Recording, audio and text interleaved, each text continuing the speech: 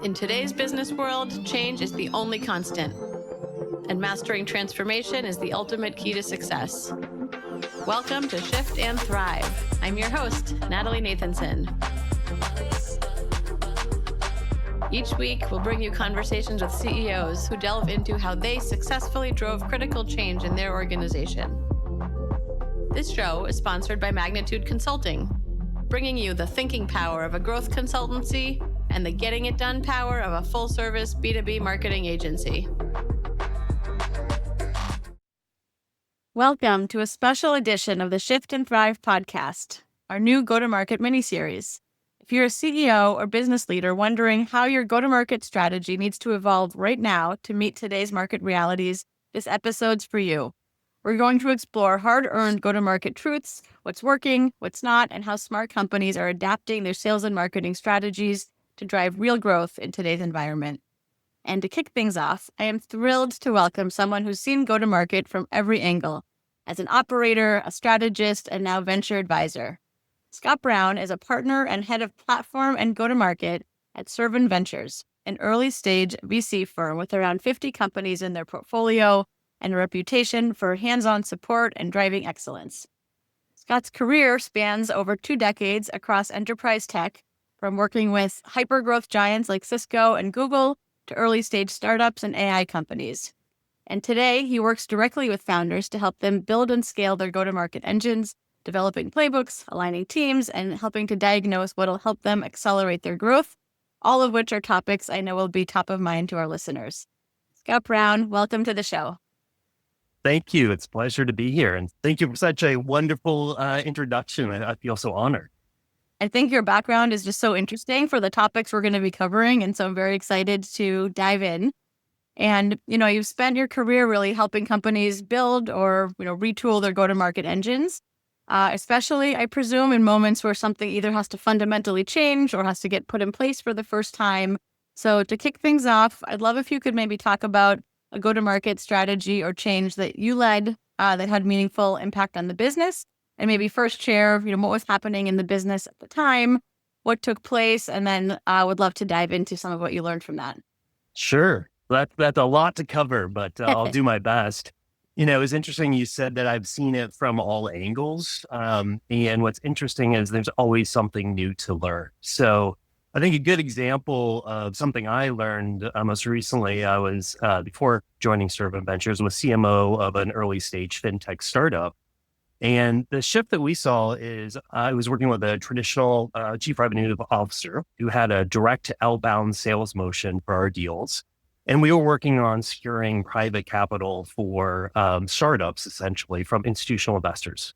So these are smaller companies who just don't know how to access private capital. And we were making that accessible to them through a more data-driven process.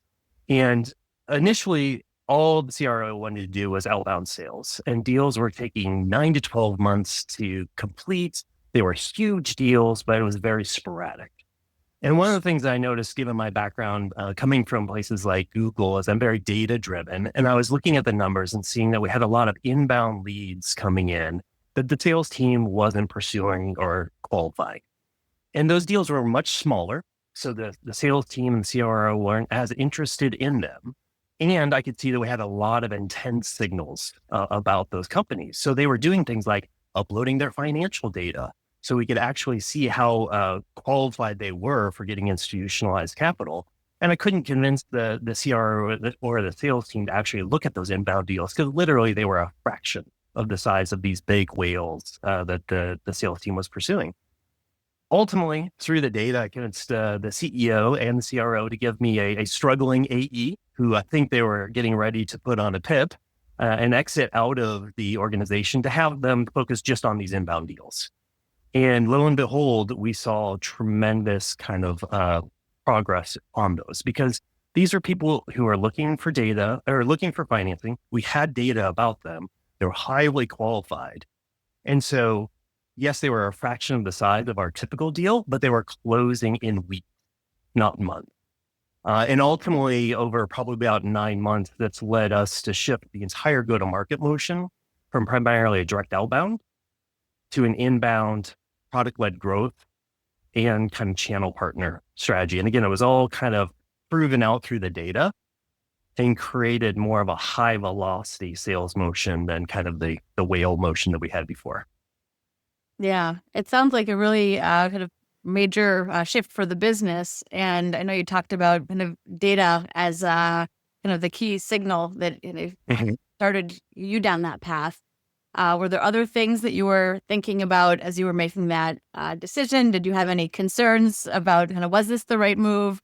What else was going on for you in that early You stage? hopefully always have concerns, right? Because you're always kind of trying to read the tea leaves and try to figure out with an imperfect view on what's happening, what your best path is. So for me, and I think for the rest of the team, it was really around a test and iterate model. Like, let's come up with a hypothesis. Let's see what's happening. Let's run a rational, controlled experiment to see if we get the results we expected, right? And then if that plays out, okay, great, let's add a little bit more. And at a certain point, you can't just keep doing experiments. And then it was, okay, we're going to go all in on this. And interestingly enough, in this situation, that was a situation that the CRO, the existing CRO, didn't really want to be part of. And so they ended up exiting. And we brought in a new CRO who is a little bit more focused on all the different lead sources and the ability to kind of manage a portfolio versus a single go-to-market motion. And that's when things really started to accelerate for the business. Yeah, I'd imagine that was a much more complex, go-to-market to manage between those different elements. Can you talk about what went into the kind of product-led growth component? What were some of those early building blocks to put in place? Yeah. So we were lucky enough that our whole product or offering revolved around startups and small businesses uploading their financial and customer data into our system, where we could then go through and kind of analyze and standardize all the information, essentially give them almost like a credit score. But it was more for an investability, how investable the company was. So we had all that in the back end, and that was our core product. What we really did in conjunction with product was exposing some of that and making it easier for these companies to put bite-sized amounts of information in. So actually one of the first PLG kind of things we implemented was a simple kind of cost of equity calculator where people could go in and put in 4 or 5 data points and get a sense of what could I raise, right? So it started the conversation with them where they didn't have to go and upload everything and do all this work, but we could begin to answer small questions that led them to the final answer. And it also, frankly, then gave us some insight on, is this a qualified company or not? And that helped us with our lead scoring and prioritization then. Yeah, I think things like that can be so helpful. I even think more on the demand gen side, like ROI calculators and different things like that, which, take longer to create than, let's say, a downloadable white paper or ebook or something like that, but they can drive such a good engagement.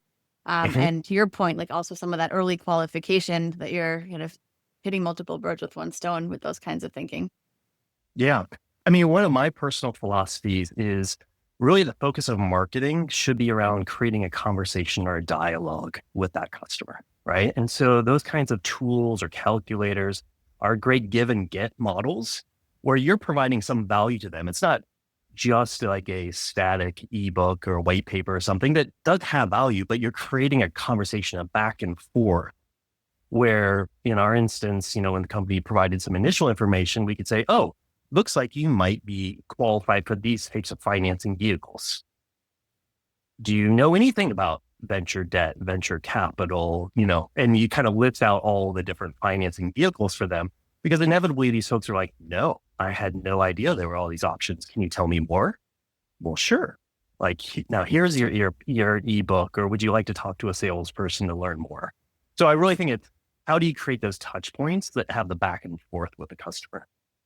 Yeah. Yeah. Well, and I'm glad you brought up that kind of the dialogue and the conversation that needs to happen. And I think, there's been a lot of conversations, not too new, but, about ungating content and how much do you ungate?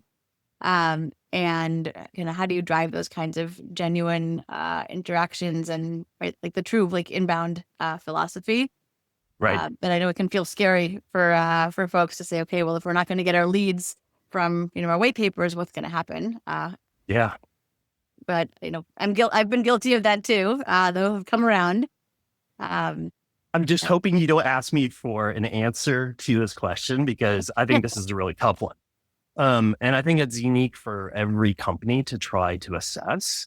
But I think this is where, marketers, CEOs, salespeople really need to sit down and look at the holistic customer journey and really figure out, like, what assets or conversations do I need to have with somebody on that kind of multi-stage process to getting to a sale. And I think in general, the more that you can ungate things earlier in the process, so that you reduce the friction of people learning more, engaging that dialogue, seeing if this really like meets their needs. mhm. Because at some point you need them to raise their hand and say, yeah, go ahead and call me, or I'd like to talk to somebody. And I think that that's, you still have to gate that at some point, but it's like figuring out in your journey where that's most appropriate. Right, right. Yeah, I would agree. Like, it really does have to be a business decision, kind of weighing out the different benefits, like the different places to use it. And then if you are looking at some of those things that drive in a greater, more authentic engagement, like be in a position to back it up, right? So Right. you offer a consultation following, let's say, some of that data that you were talking about. You need to have the right people then available, willing to do that, and no kind of bait and switch type of approaches. Yeah. Yeah. Well, and you're always going to have that conversation with the sales lead, because there's kind of a natural tension, again, depending on your sales motion. But in my last company, the salespeople didn't want to deal with or look at any leads that we didn't have all the information about a person or a company. And that just introduces too much friction early on.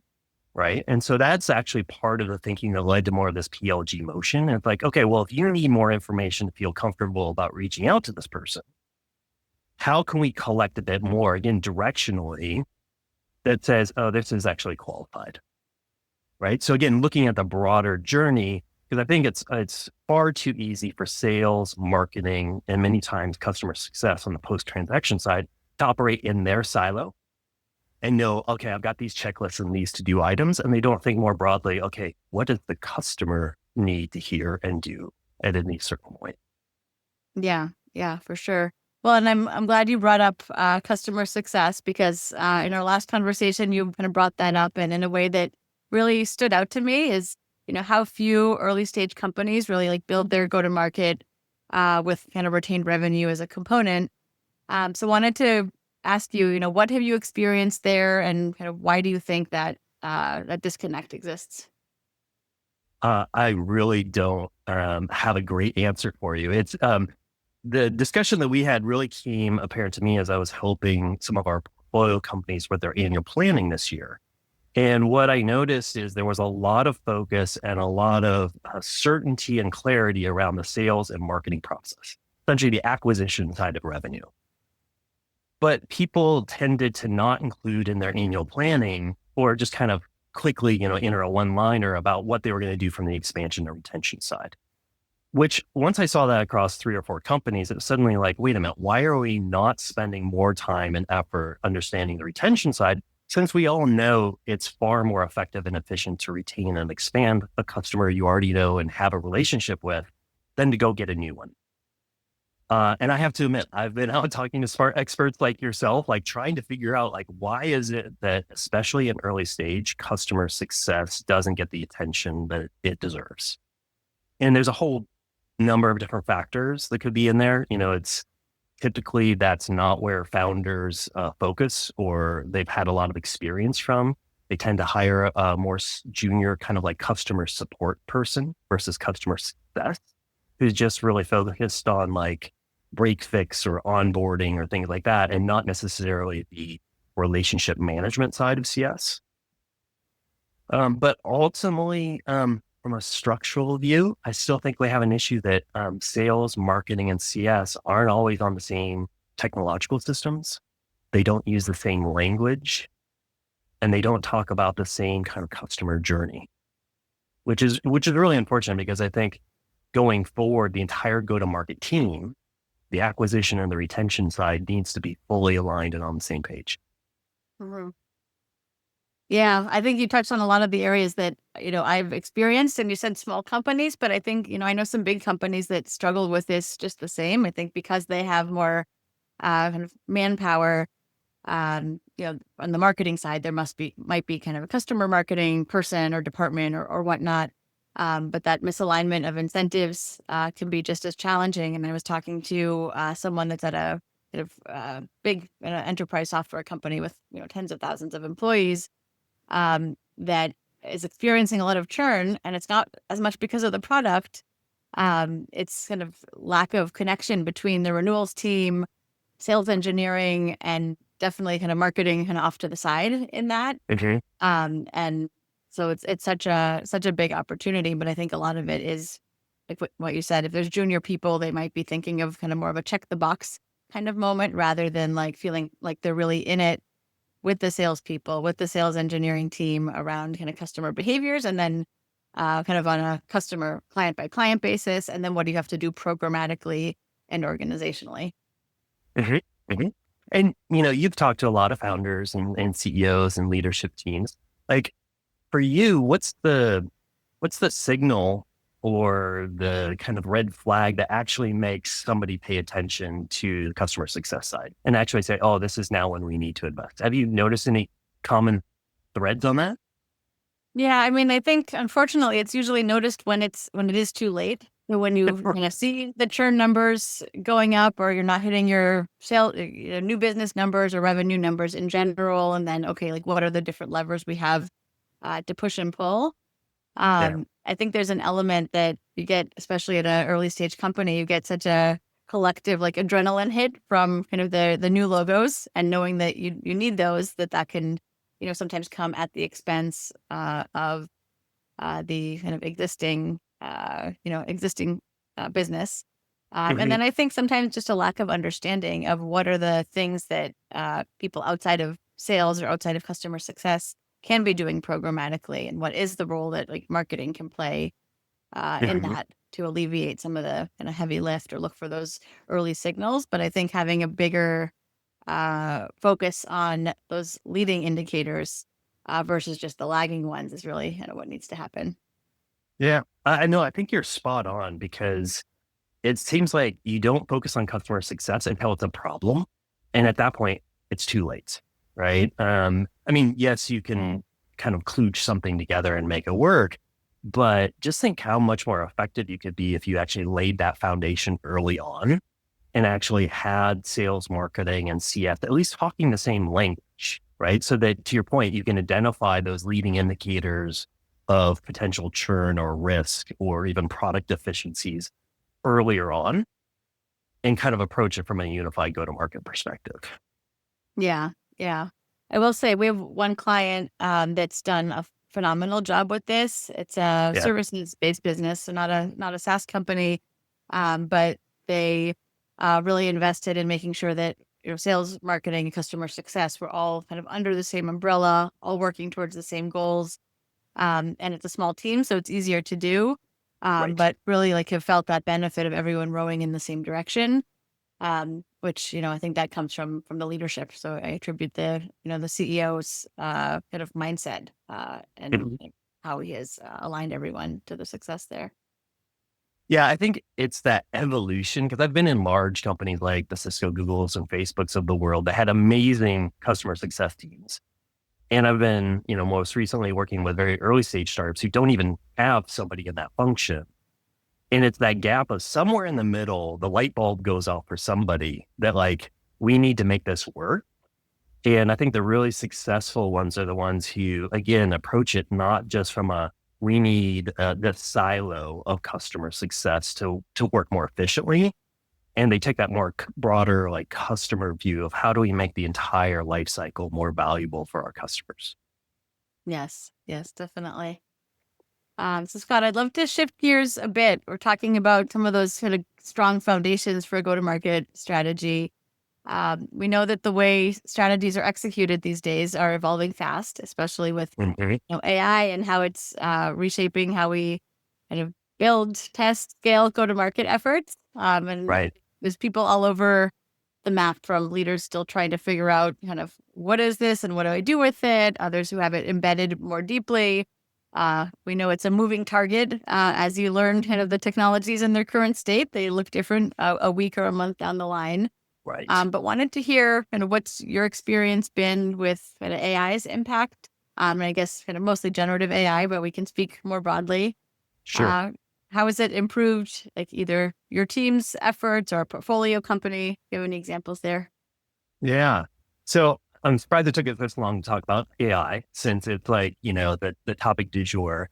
Um, Look, I think we're still at the very early stages of AI. I think we can all acknowledge this will be transformative, not only at a like individual workflow level, but at an organizational level. And I don't think we truly understand how much more efficient and effective these technologies will make us in the future. Now, I would say a lot of this is still, it's still being baked because to your point, the technology is evolving. We're figuring out how to use it. People are adjusting their workflows. So in marketing specifically, I've seen a lot of my team and the teams I work with are using AI a lot for kind of the market research side of things and just exploring new ideas, making sure that they aren't just filtering out based off their own experience, opportunities that could be really valuable.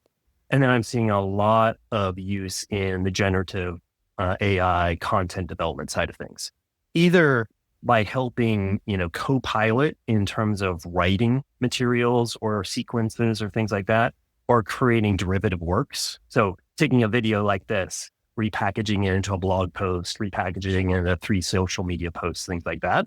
And that seems to be where I'd say the most value has come from recently. Where I think we're going next, and what I haven't seen quite yet, is kind of the orchestration, especially on the go-to-market side.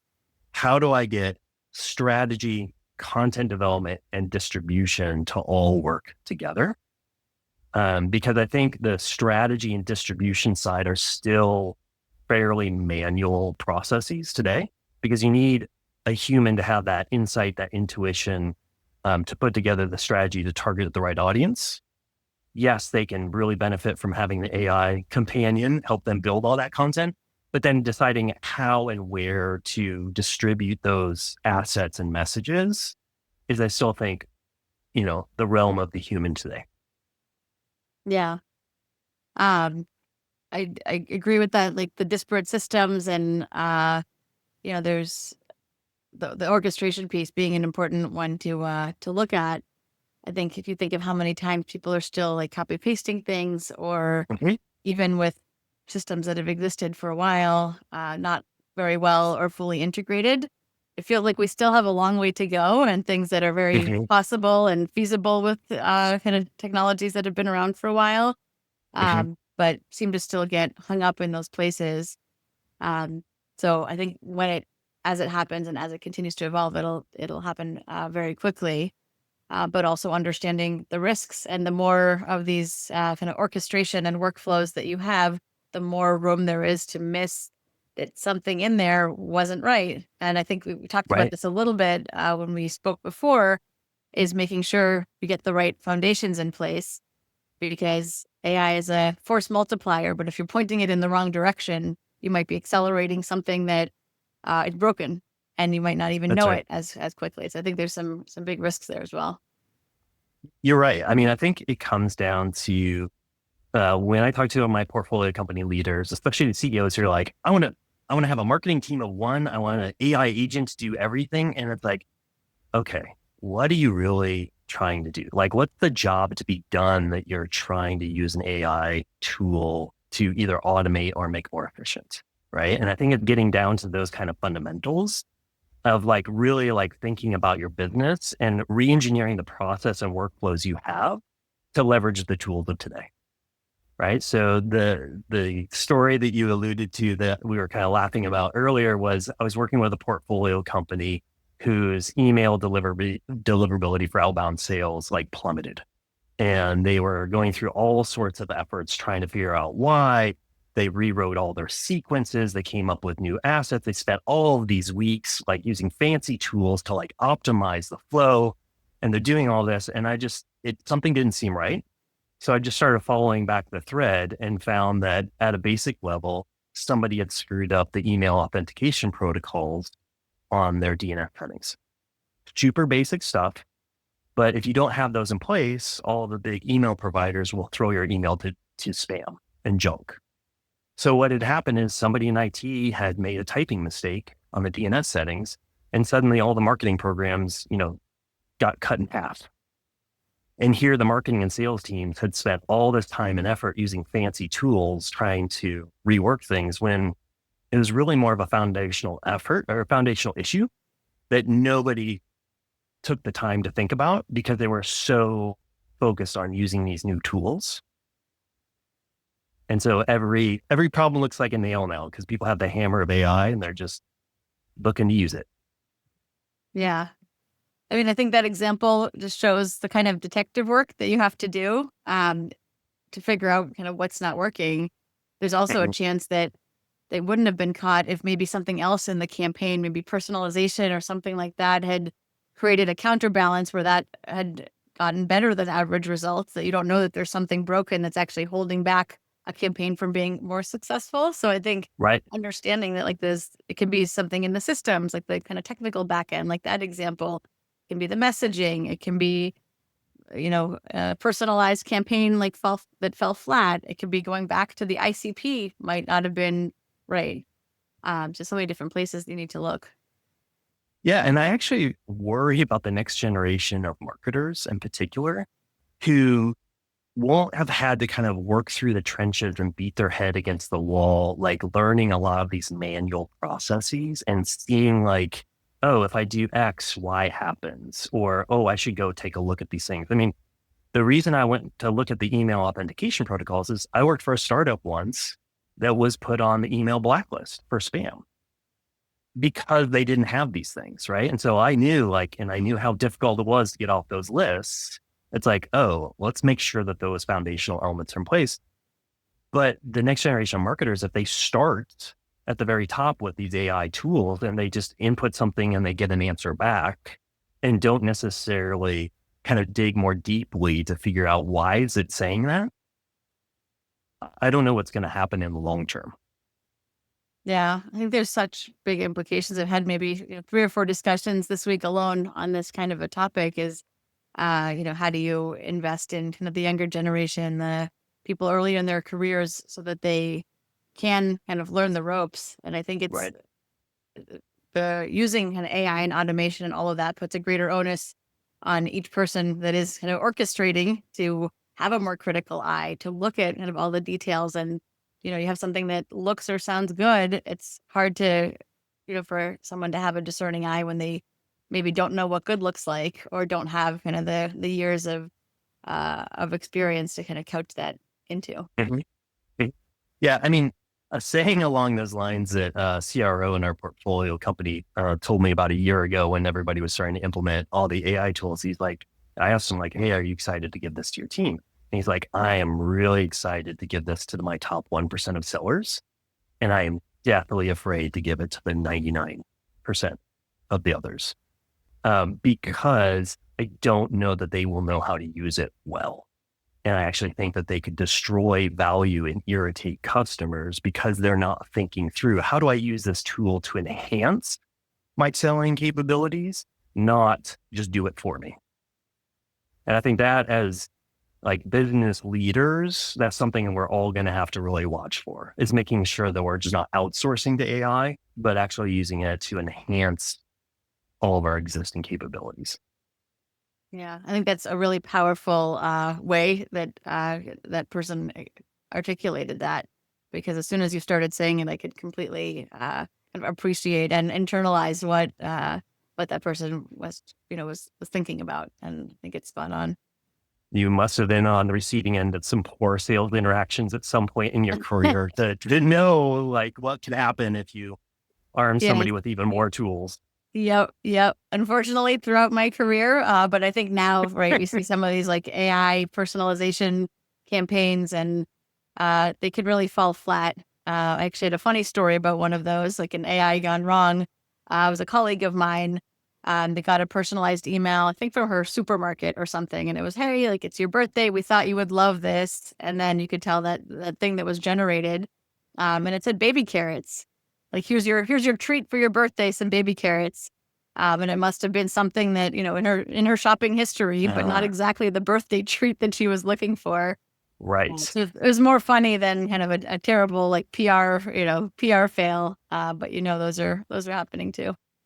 Well, absolutely. And that's why, especially in these early days, it's so important to keep the human in the loop and do kind of like what I talked about doing at my last startup job is like the test and iterate model, right? Like, don't just turn on an AI chatbot and send it out into the wild. Like, do selective tests. Make sure you really, honestly, you should spend as much, if not more time training your AI as you would a new human employee. Right? Because first of all, in that training process, you're going to probably learn a lot about your organization and your existing processes, but also like this is now going to be your brand representative to the world or your internal teams or however you're using that AI. Let's make sure it's accurate and actually, again, enhances the interaction, not destroys value. Mm-hmm. Yeah, I think it's a good proxy for someone to think about. And even when early in the ChatGPT days, someone had said, talk to it like you talk to kind of an intern or someone, right? Someone kind of new Right. coming in. And I think that has definitely been like an easy kind of rule of thumb to give to others who are just getting started in that process. Yeah. And then ultimately, once we get through this first phase and, I kind of look at like the chief MarTech, I think chief MarTech officer report where they have the 20,000 different MarTech systems that are out in the market today. Like if you think about it, each one of those point solutions uses a slightly different data definition, workflow, like you name it, it's proprietary to them. So the distribution side is still really tough, right? Because it's taking a human to do that kind of intelligent copy and pasting into all those different systems. Ultimately, that's going to change in the long run, especially as AI agents become more fully functional and can like actually figure out what's going on. But until that point, you really need to have the human in the loop. Yeah.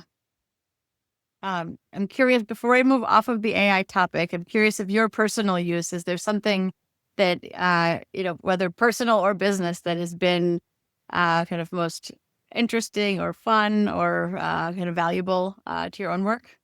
Oh, so many different options. I use ChatGPT a lot. Again, as like a writing co-pilot to help me kind of refine and make sure that I'm thinking about all the different things, all the different points or information I want to provide. The image generation stuff is great, but truly where it probably has the most value in my day to day is just the data enrichment we do, both with our existing portfolio companies as well as we source new deals. So things that, I used to have to put a human analyst on and it would take a couple of days for them to sort through all the PitchBook and Crunchbase and filings and all this stuff. Now you can literally put into one of our AI tools and start to not only get information and insights very quickly, but have a conversation. Back to our point about treating it like an intern, having a conversation with that data is like, oh, that's interesting. Tell me more about XYZ, or what about this aspect of the business? And it just accelerated the process.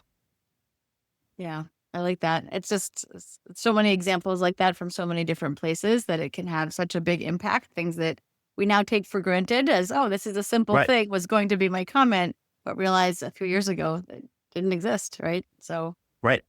And even down to vacation planning, like we couldn't figure out what we were doing as a family. And so I just put a prompt into ChatGPT, gave it all the parameters, the budget, the school timeline for when the kids were out of school and everything, and just said like, hey, if you've got 7 days to go to these 4 places, what would you do? And give me specifics, right? And it just accelerated that whole research process rather than like sitting down, for weeks reading magazines and books and talking to people. It was like, we had 4 options to discuss as a family. yeah, I love that.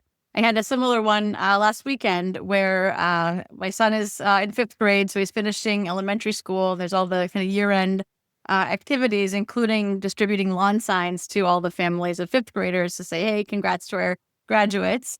So Uh-huh. I was one of the parents that was, had a stack of names to drive around and drop off the lawn signs. And I asked ChatGPT, I said, here are the addresses. Tell me kind of the best way to go.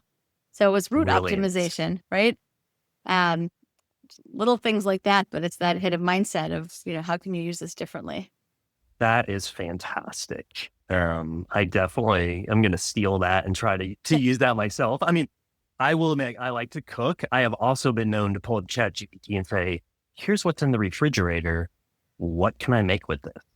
And again, it's like, is AI going to cook it for me? No, but like having it say, "Oh, did you think about these three different recipes?" was actually really helpful because it's like, oh, okay, great. Now I don't have to actually put in the thought or cook the same old thing that I always do.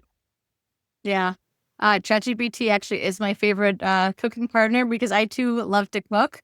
And you've always liked to look at a recipe, but then not kind of come back to it. So use it for inspiration and then kind of go and do my Uh-huh. own thing.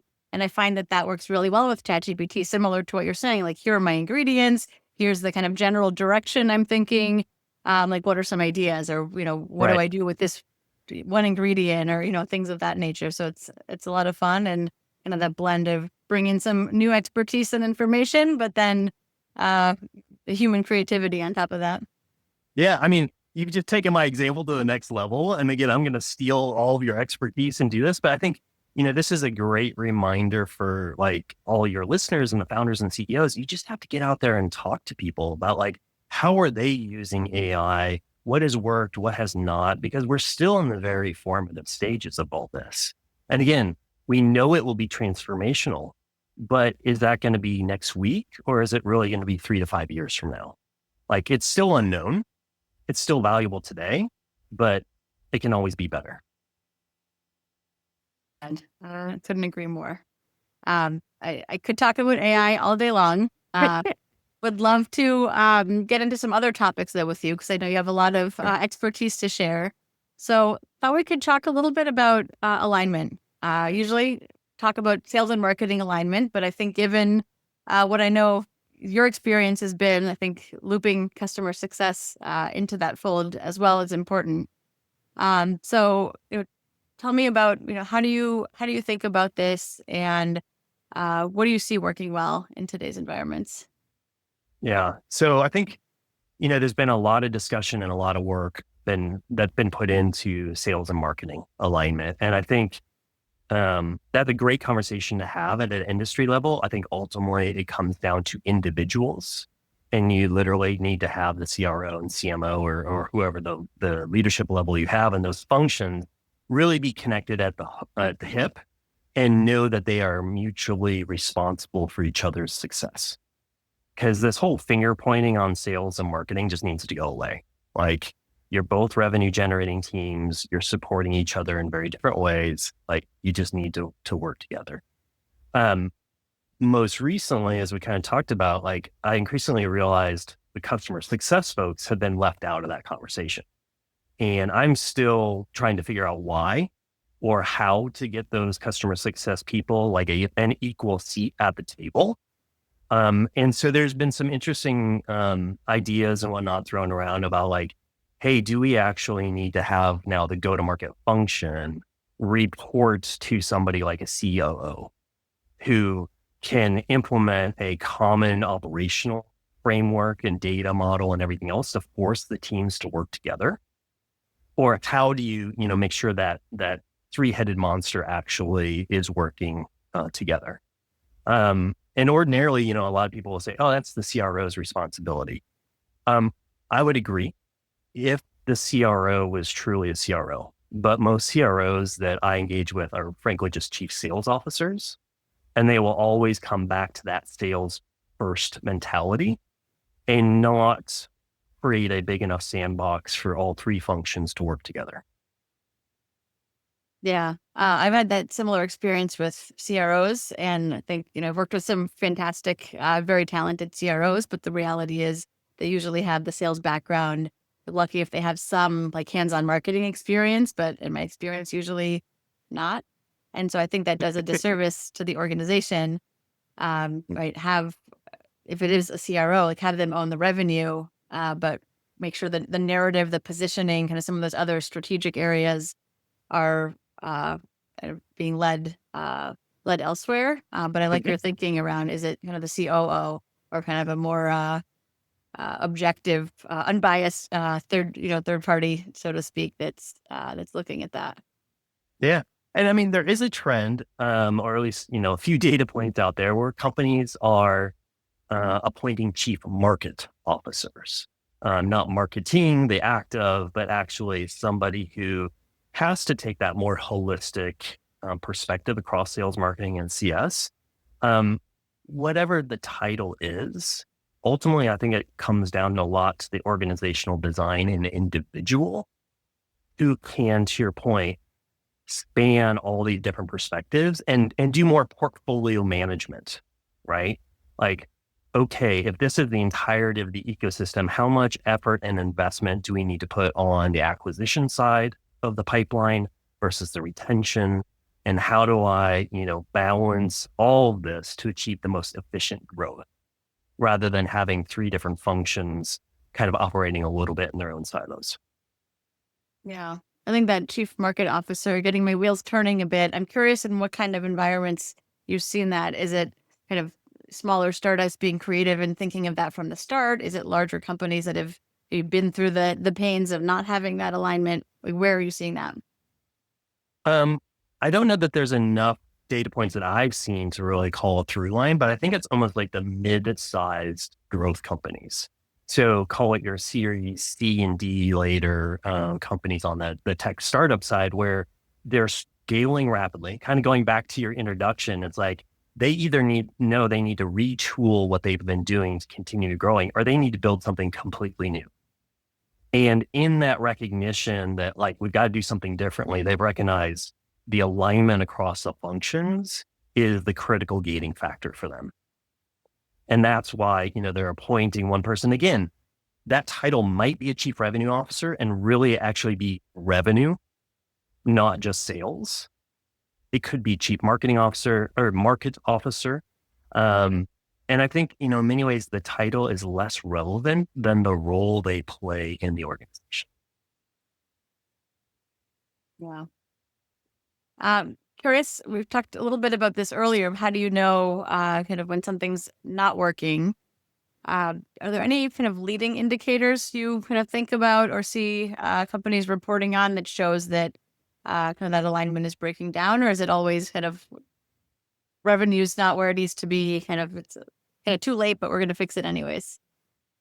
I think that signals and leading indicators are always different, but I think especially for CEOs and founders, watching the conversations at the board level, and when things start to look like they're a little soft or not working perfectly, like what's the team's response, right? If it's immediately the head of sales saying, well, the leads we're getting from marketing are crap, or CS is like, well, we can't retain customers because the product is junk.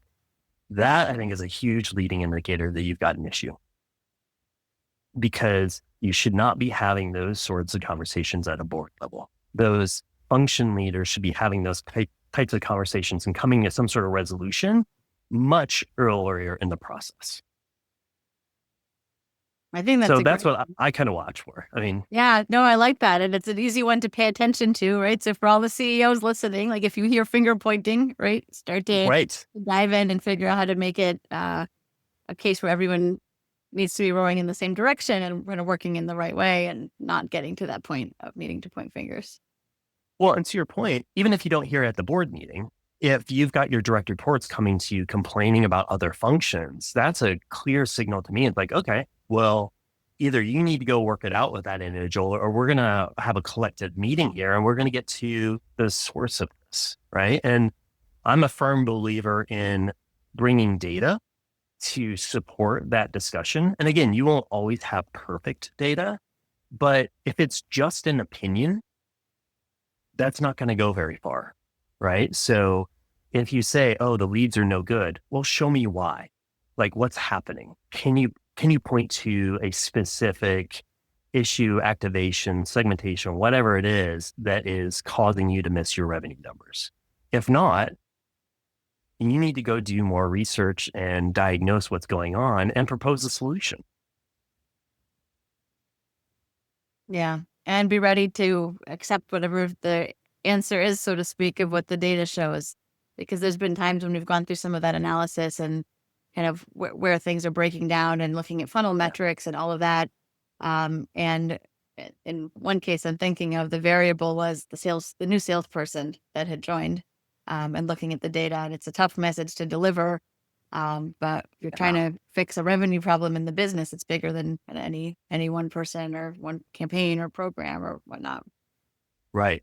But what I just heard you say is you had a system that was instrumented well enough for you to go through the entire process and flow and figure out, oh, we think this is the issue. Right.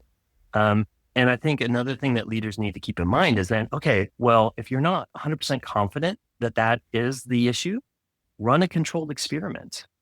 Like, figure out like what you want to test. Maybe that salesperson who is causing you issues, maybe they've been dealing with all the inbound leads and the inbound leads aren't good, right? What happens if we put them into a different sales motion, or we give them a different lead set, or we get them training? Does that improve things or not? Yeah. Don't jump to conclusions, right? Look at the data, dig in where the data shows, and then make sure you're kind of solving for the right thing and with all the right assumptions. Right.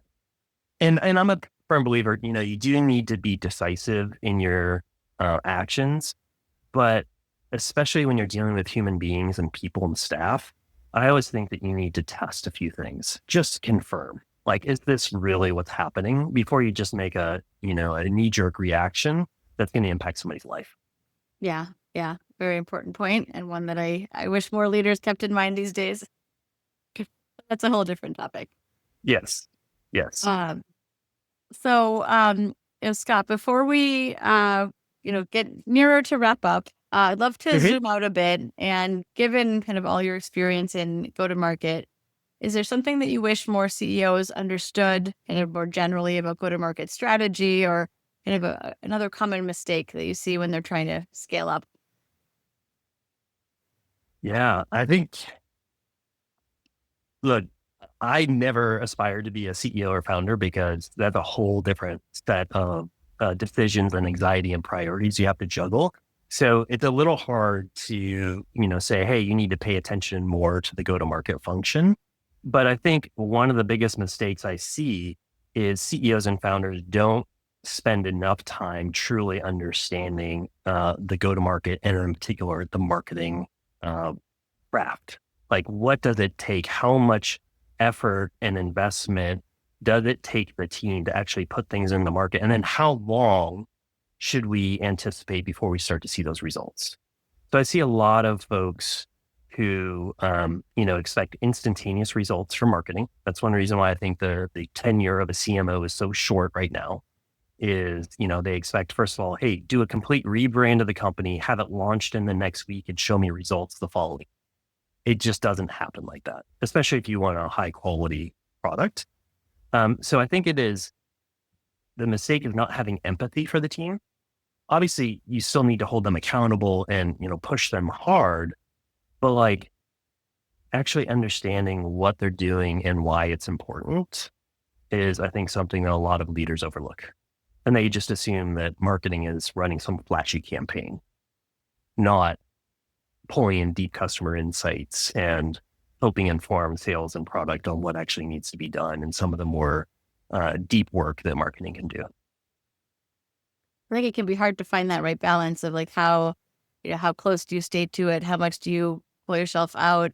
And I think the temptation, especially for a CEO or founder that does not come from the go-to-market side, maybe that's more technical, of, they hire their first senior salesperson or senior marketing person and feel like they can now kind of wash their hands of that part of the business and go focus in kind of their own core competencies.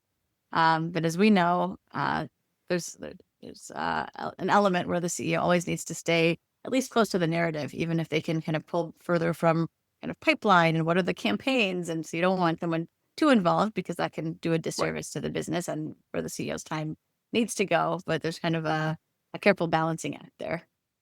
Absolutely. And I think CEOs and founders always need to stay focused on the vision part of that narrative Yes. and like continue to articulate like, where is the company, the industry, the sector going?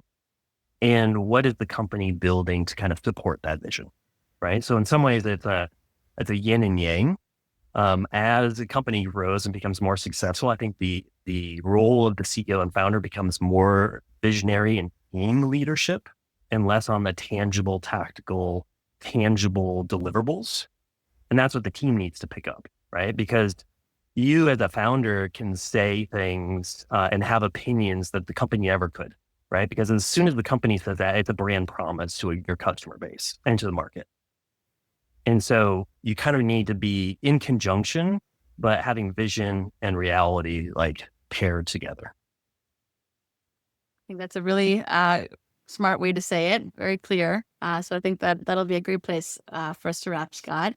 And as we do that, can you let our listeners know how they can reach you if they want to get in touch? Sure. Well, you can find me on LinkedIn.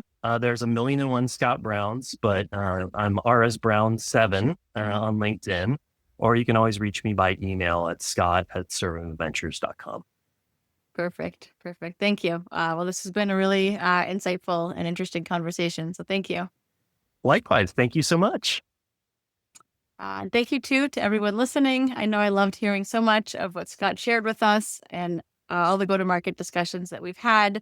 So if today's episode gave you valuable insights, and I am sure that it did, please share this with a CEO, founder, or go-to-market leader in your network.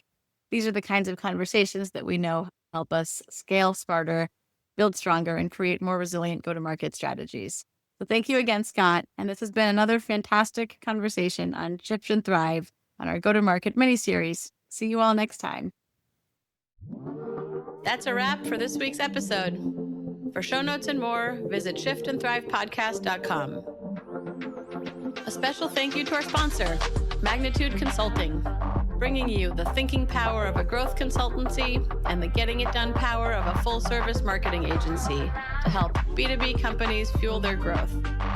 For more information on Magnitude and to get your complimentary transformation readiness assessment, visit magnitudeconsulting.com/getready. Thank you so much for listening. We'll see you next week.